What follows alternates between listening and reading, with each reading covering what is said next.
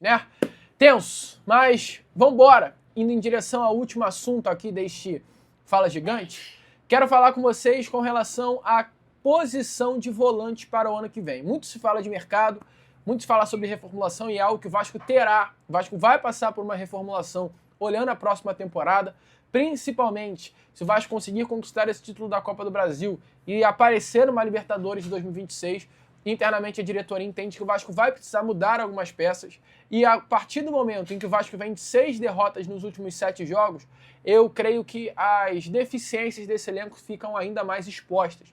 O Vasco precisa de zagueiros, o Vasco precisa de laterais, o Vasco precisa de pontas e o Vasco precisa, ao meu ver, de volantes. É talvez hoje o principal problema dentro desse elenco do Vasco da Gama, a questão dos volantes. Cão Barros é um bom jogador? É.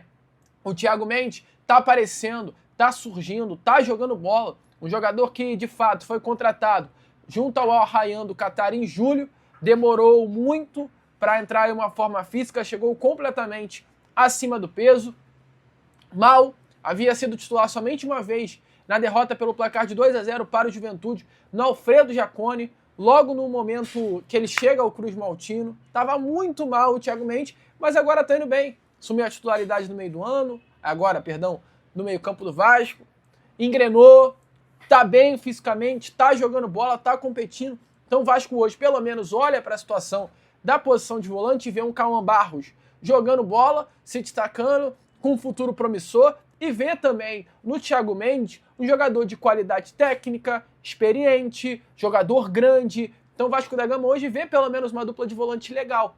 Só que eu acho que ainda, para mim, não é a ideal. E a gente olha para o banco de reservas e não vê jogadores da posição. Me desculpe, não dá para contar com o Tietê. Não dá para contar com o Hugo Moura. Não dá para contar com o Matheus Carvalho. Um time sério, um time grande, um time que quer competir contra os grandes, não pode contar com o Matheus Carvalho, Hugo Moura e Tietê. Esquece essa insanidade, amigo. Tem que olhar para frente.